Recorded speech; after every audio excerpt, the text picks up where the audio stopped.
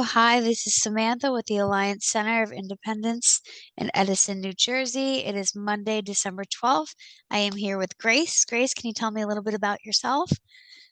Yeah, I'm Grace Sully. I'm in Old Bridge. I am the legal guardian and caregiver for my adult special needs sister, Laura Sully, since our mom passed away in 2018. Okay. Can you tell me how COVID has affected you and your family? Well, I'll tell you, I think the hardest part for Laura was the fact that she was home for 14 months because the shut down for this, per the state. It was hard because obviously I was home as well, but like we didn't go anywhere. It started affecting her mental state, her emotional state, you know, realization.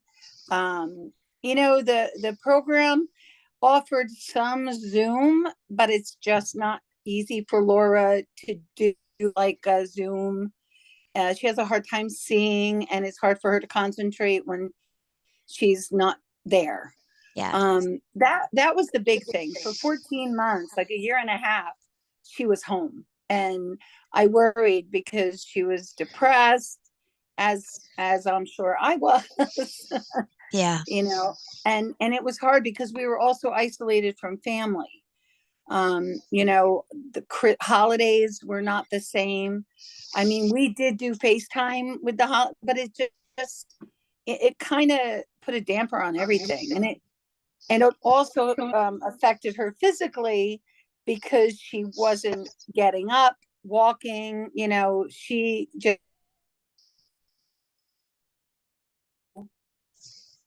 down that she wasn't at program, that she just sat around and wouldn't move, wouldn't get up. It was tough. It was really tough. Yeah. I could imagine, the without the physical interaction with people, it's difficult. Yeah, and especially the special needs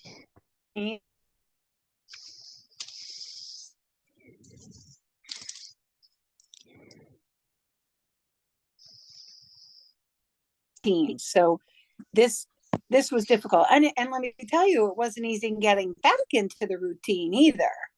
Yeah. That was an adjustment for both of us. Yeah. You Give me know, one second, Grace. I'm sorry. I'm trying sure. to connect to a different Wi-Fi network because this one seems to be cutting out a little bit. Okay. All right, let's try this. Let's see if this has a better connection. Okay. Okay. Yeah. So I mean, the 14 months that everything,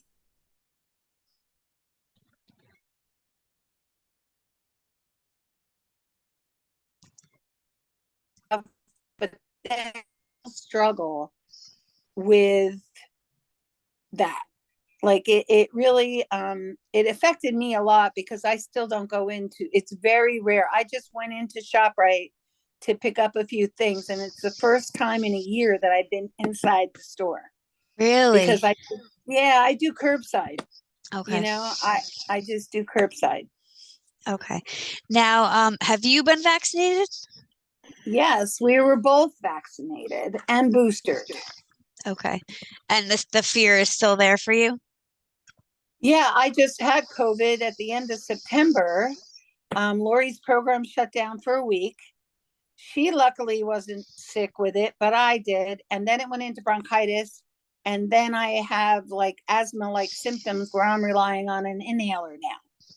And I've Oh, been vaccinated and boosted. So even though you're vaccinated and booster, it doesn't, I don't know. I got really, really sick. I was really, really sick.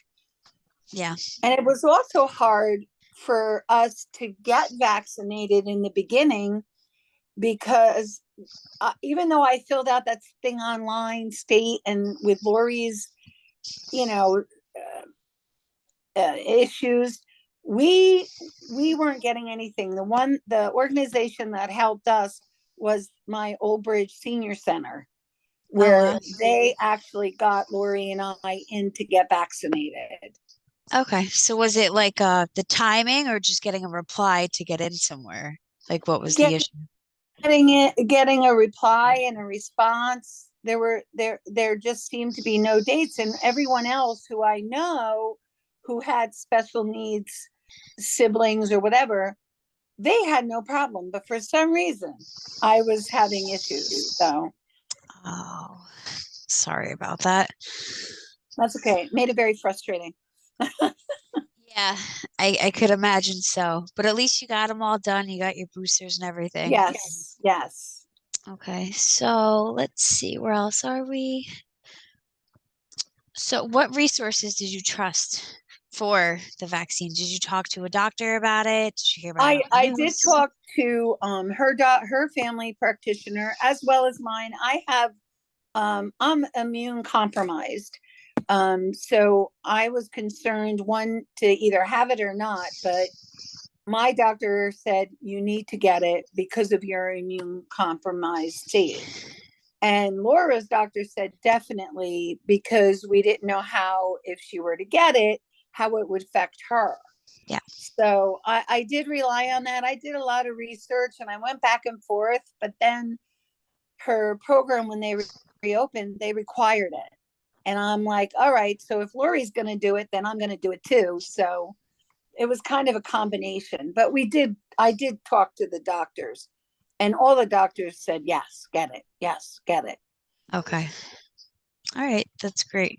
Oh, don't mind my cat. Oh, Excuse hi. So the vaccines were available, right? Or it was just Eventually, hard yes. Yeah, eventually. it was just hard getting appointments like during that time, which I don't think we got vaccinated until like it was almost spring, like April, May. Oh, And wow. then, Of yeah, this we year? were, no, no, yes. Well, yeah, I mean, it was hard. Like we tried getting vaccinated even after the pandemic, right after everything reopened, but it was tough. If my senior center didn't intervene for us, we would have never gotten appointments. And I don't understand why, but the state site just wasn't helpful. Yeah. Okay, so in your opinion, what would make it easier for the vaccine to be more available in the community? To be honest, I think it should be available with the physicians. That I think would have made a big difference because you were kind of at the um, mercy of pharmacies because you couldn't go to your doctor and get it. Like a flu shot, you can get at your doctor's. Pneumonia shot, you can get at your doctor's. But for some reason, the COVID shot, you can't. Yeah. And I really feel that, especially Lori's, especially if you have special circumstances, I think it would be a lot easier if they were available at your physician, your family doctors. Okay. Is there anything else that you want to talk about or share that we haven't discussed yet? No, I mean, I have to say though, the state sites were not like very responsive.